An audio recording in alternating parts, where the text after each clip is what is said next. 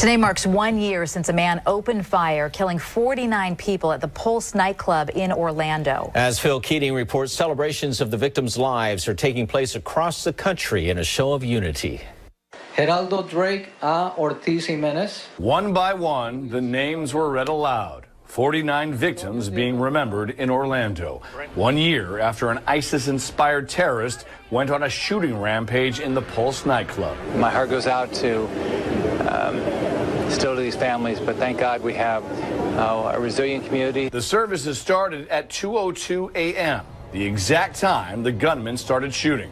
Florida Governor Rick Scott declaring Monday Pulse Remembrance Day throughout the entire state, with hundreds of people gathering for a special memorial service at the nightclub to remember the victims and give thanks to the first responders. It breaks my heart that your sanctuary was taken from you, but I know we are resilient, and I know we will not let hate win. The Pulse shooting also mentioned frequently at Pride events across the country this weekend.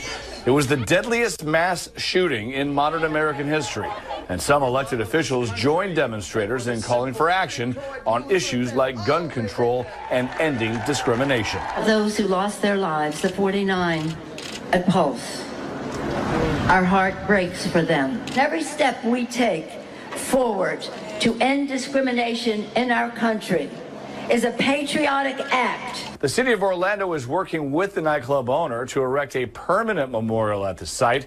Meanwhile, organizers of today's activities are encouraging all Americans to go out and volunteer or perform acts of compassion today on their, quote, Day of Love and Kindness. In Miami, Phil Keating, KTVU, Fox 2 News. And here in the Bay Area, a vigil is scheduled to begin in just about an hour to remember the victims of that tragedy. KTVU's Paul Chambers joins us live now from the Castro district in San Francisco with the latest. Paul. Julie and Ken, like you said, an hour from now, people will come here to remember those 49 people who lost their lives and dozens more who were injured. Now, I'm joined here by Greg Carey, who's going to talk to us about that. But before we do that, let's show some video of what happened overnight. Early this morning, people in Orlando came together the exact time that shooting happened to remember those people. And right here, what are we going to do in San Francisco, Greg? In about an hour, we will have probably 300 or 400 people that come to remember the 1 year event. We're going to be doing memories, and we're also going to be participating in the nationwide program, which is called Honor Them with Action, which is looking at ways that we can prevent things like this from happening in the future. Now they're being honored in Orlando and throughout our country. Why is it important to remember what happened, but also honor their memory? Well, the severity of this event is beyond most people's imagination. 102 people were either killed or wounded, and it really impacted our community as far as personal safety and just the way hatred can be turned against us in such a violent way. And of course, Pride is later this month. They were doing things different last year. Are they going to do anything different this year with safety? We've been working with the police. They will be, there are a number of things behind the scenes that they will be doing in addition to a very heavy police presence. So I know that the city is working very hard on making it a safe event. All right, Greg, thank you very much. And as we say, 1 hour from now, we can come back out here live. They will take place here at 18th and Castro to honor those and remember those. But also the President of the United States remembered those also who lost their lives. We can take a look right here. This is what he tweeted out earlier today. We will never forget the victims who lost their lives 1 year ago today in the horrific Pulse nightclub shooting. Hashtag Orlando United Day. Now, again, starting at 6:30, they will have a memorial right here, vigil, and also a day of action. We will be here live at that time, and I'll bring you a live report at that time. Julie, Ken. All right, Paul, thank you. News at 6:30. It has now been 1 year since a massacre at that nightclub in Orlando, Florida, that took the lives of dozens of people. It was the deadliest mass shooting in modern U.S. history, and today hundreds gathered at the Pulse nightclub to remember those whose lives were taken.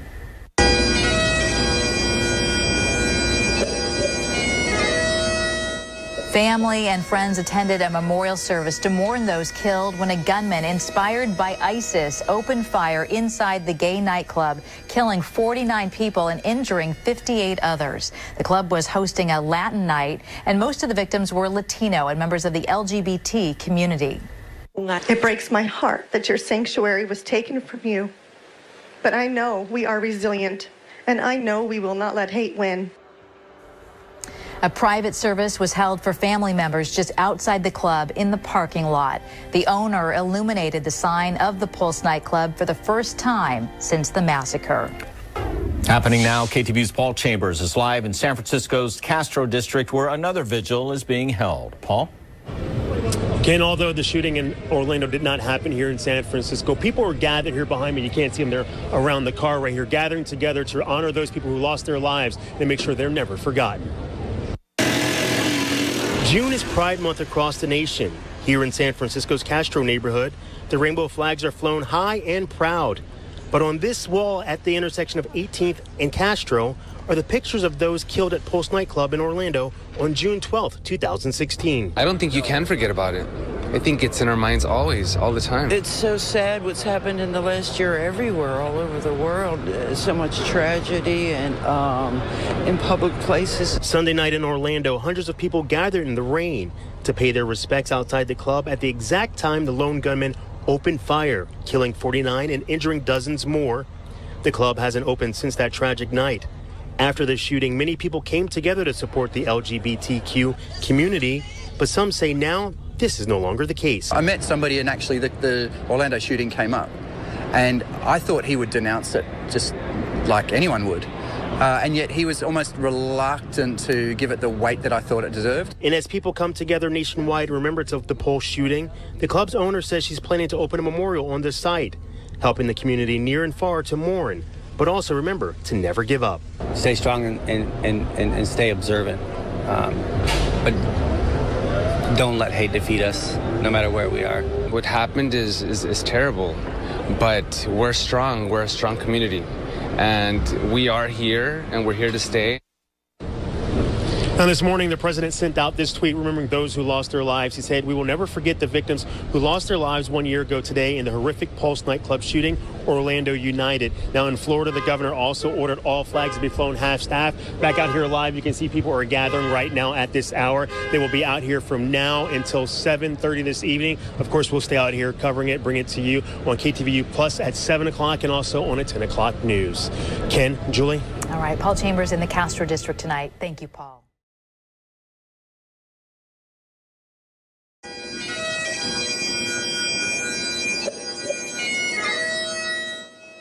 It was the deadliest mass shooting in modern U.S. history, and today hundreds gathered at the Pulse nightclub in Orlando to remember the 49 people who were killed.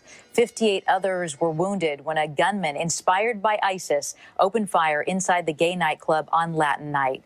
A year later, the Pulse nightclub remains closed. The owner of the club was among those who spoke at today's memorial service. It breaks my heart that your sanctuary was taken from you.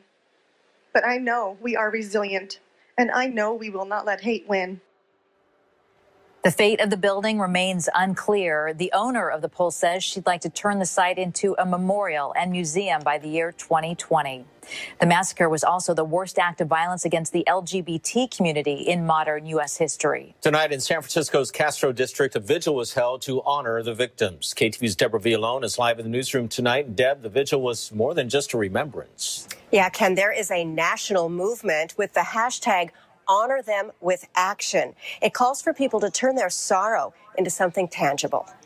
Out of the bars and into the streets! A timely chant on a night local bars were full of basketball fans. Out of the bars and into the streets! This vigil for victims of the Pulse nightclub massacre was by turns defiant and tearful.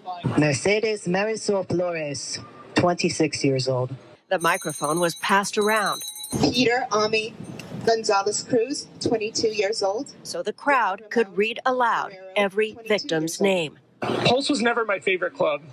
It was my first gay club, but it was never my favorite club. Donnie Plunges is from Orlando, and before moving to San Francisco, went with his friend Drew to Pulse many times. What do I do to randomly bump into him on a dance floor again? Drew and boyfriend Juan Guerrero were among those killed. Drew and his boyfriend died with 47 others as a victim of the system that does not care about each other. The deadliest mass shooting in U.S. history happened in the middle of Pride Month. It turned the nightclub, a haven, into a horror, and 10,000 people spontaneously gathered in San Francisco. In the years since, LGBTQ leaders say the climate has only worsened. People expressing whatever hatred and fear they had in their hearts, expressing it outwardly and violently. And the response, organizers say, should be to take action, push back in any way possible. Pledges were written and posted and spoken aloud. Promises in the names of the Pulse victims to make a difference, to fight hatred, discrimination, violence. It might be running for office.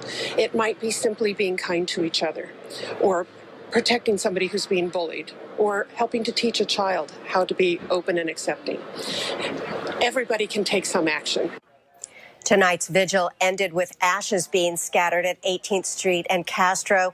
Ken, they were the ashes of all the flowers, thousands of them, left at that same spot and collected a year ago.